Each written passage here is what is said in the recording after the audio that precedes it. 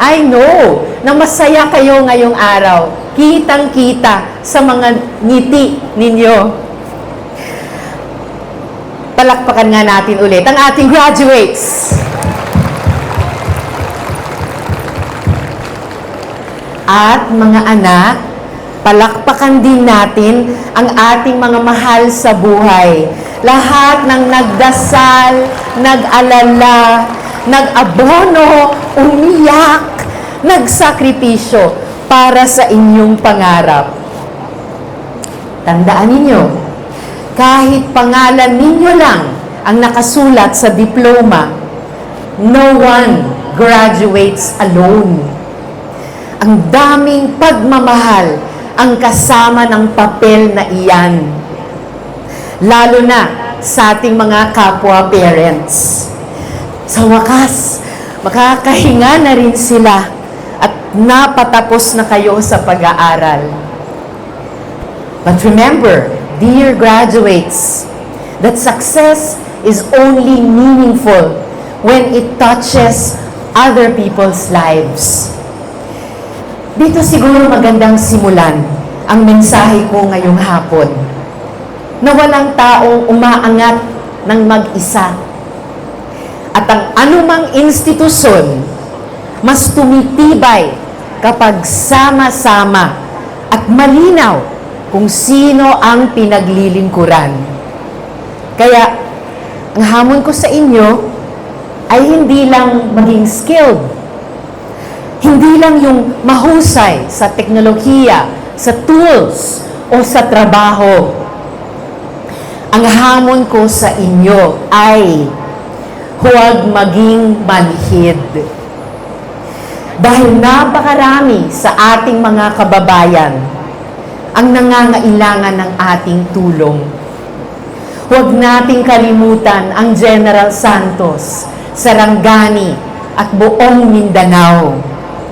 Kagagaling ko lang po sa mga apektadong lugar upang makapag-abot ng kaunting tulong.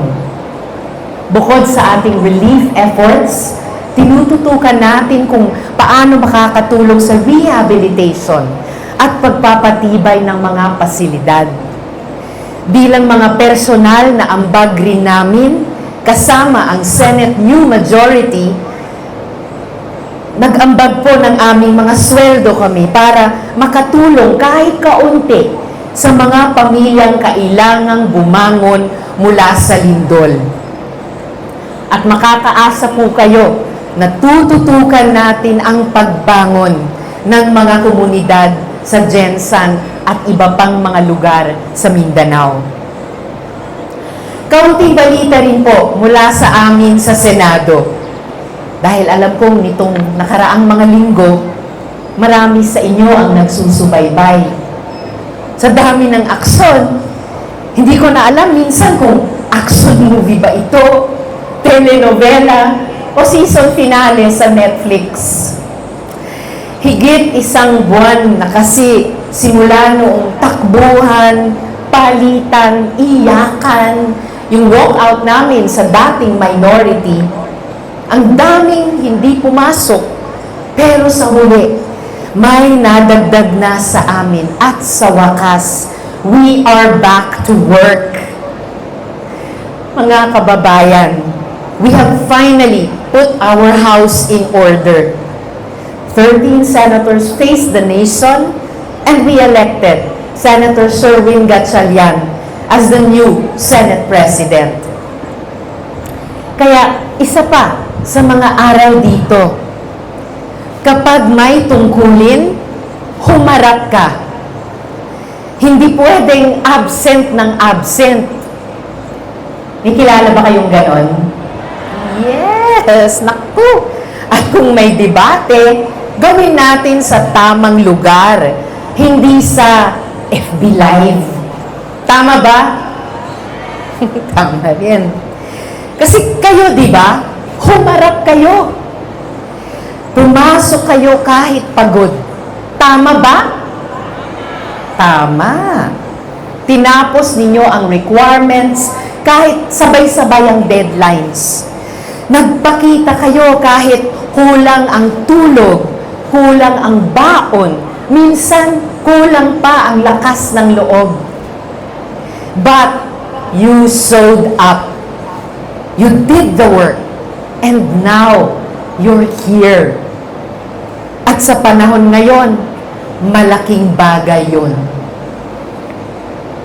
Alam ko yan, dahil hindi rin naman naging madali ang buhay para sa akin. Siguro pag nakikita ako ng ibang tao, akala nila komportable ang aking kabataan. Ang masasabi ko dyan, kung alam lang ninyo. Nung bata po ako, hindi rin po kami mayaman. At mula nung teenager ako, mula nung nasa high school, tulad siguro ng marami sa inyo, naging working student ako. Nag-voice talent, nung teenager pa lang, kaya ang biro ko hanggang ngayon, naging child laborer po ako.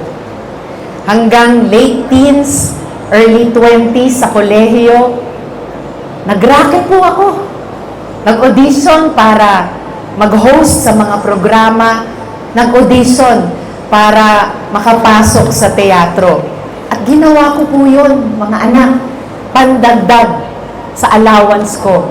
At naranasan ko rin umutang sa mga kasama ko sa student council noon para pandagdag din sa allowance ng mga kapatid ko hanggang makapagtapos kami ng kolehiyo.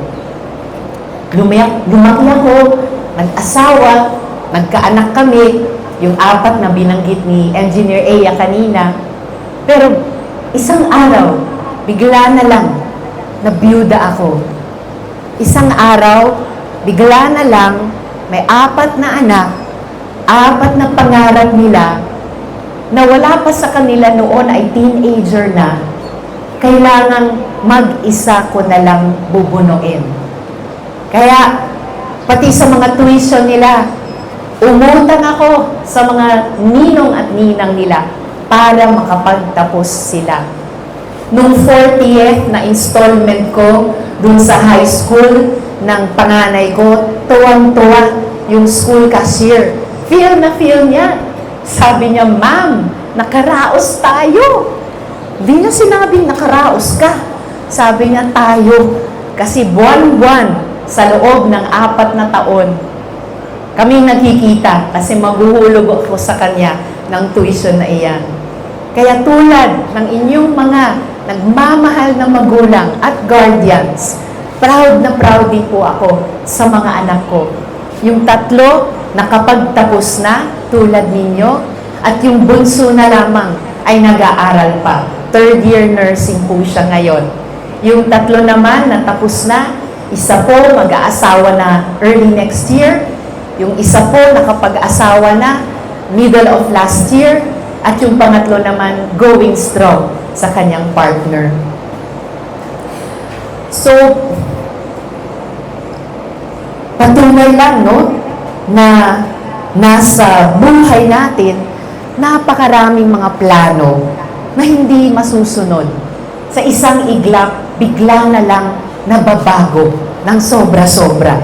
But just keep going.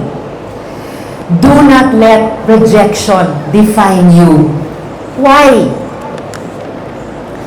Alam kong masakit. Siyempre, nakakapagod. Pero may mga laban na hindi dapat iniiwan dahil lang mahirap. I am now serving my final term as senator. And when my term ends, I will once again face uncertainty. Just like many of you are facing uncertainty today. And that's okay. Alam ko kasi ang pakiramdam ng paulit-ulit na sumubok, pero hindi agad pinipili. But as I learned the hard way, failure is part of success. Bago ako naging senador, sumubok muna ako paulit-ulit. Tumakbo ako noong unang beses, natalo. Sumubok ulit na tumakbo, natalo ulit. Sa 3rd and final try ko na lamang, ay nakapasok sa wakas at nakapagtrabaho sa Senado at na-re-elect ulit sa huling pagkakataon. Sabi nga nung iba noon, nako, wala na yan. Kasi ilang beses na rin niyang nangulelat sa survey at patuloy-tuloy na binabash para doon. Well, sorry na lang sa mga bashers, hindi po ako nawala.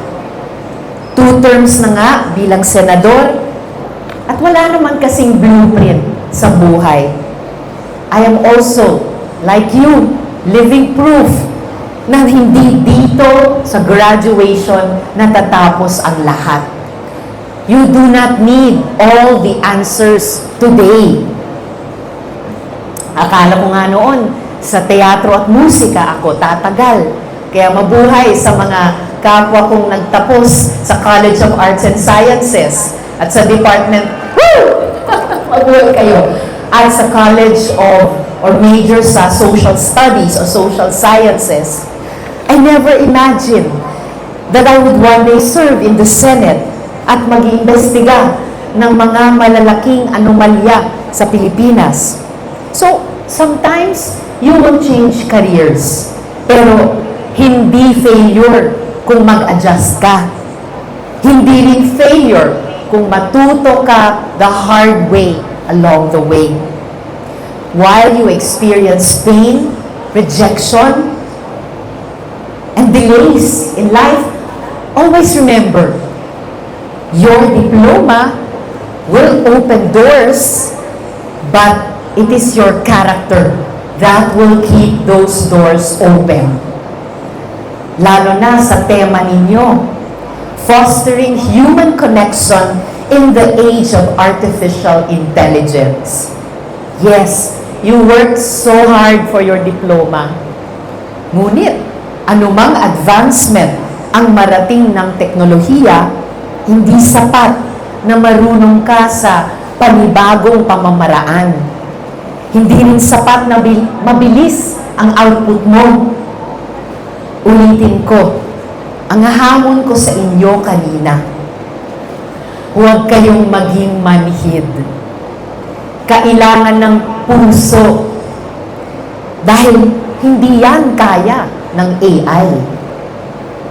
Ang galing ninyo ay hindi lang dapat mula sa libro, nasa puso, nasa disiplina, nasa malasakit, at saan man kayo dalhin ng inyong talino, sana huwag niyong payagang lumiit ang puso ninyo. We need more trustworthy and ethical professionals. As you know, AI will continue to become more powerful, but some human qualities like integrity, compassion, empathy, accountability will never lose their value. So, build, but build smarter technology. Build what is honest and makes life better for others. This Gen Xer is appealing to you. Please ensure that our technology serves humanity. Hindi ko naman hinihiling na suungin ninyo ang lahat ng laban ng bansa. Bata pa nga kayo. Marami pa kayong tutuklasin, susubukan, mamahalin, at ipaglalaban para rin sa mga sarili ninyo. Kapag handa na kayo, andito lang ako. Andito lang kami. At sama-sama nating buuin ang isang bayang mas patas, mas maayos, at mas karapat-dapat sa pangarap ng bawat pamilyang Pilipino. Sigurado ako, hinasa kayo ng CTU para sa susunod na yugto.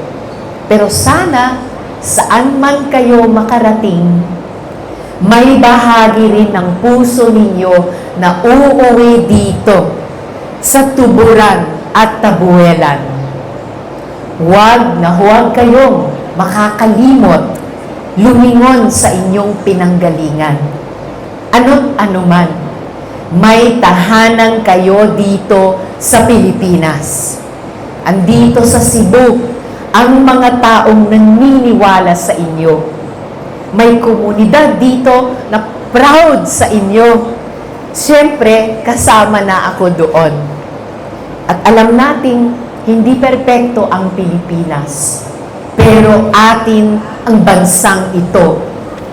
At alam natin, ang sariling atin dapat ay inaayos, pinapaganda, at higit sa lahat, ipinaglalaban. Dahil dito tayo nangangarap, dito tayo lumalaban, at dito tayo nagmamahal. Congratulations, CTU Tuburan and CTU Tabuelan graduates. Daghang salamat kaninyong tanan. Mabuhay ang Pilipinas!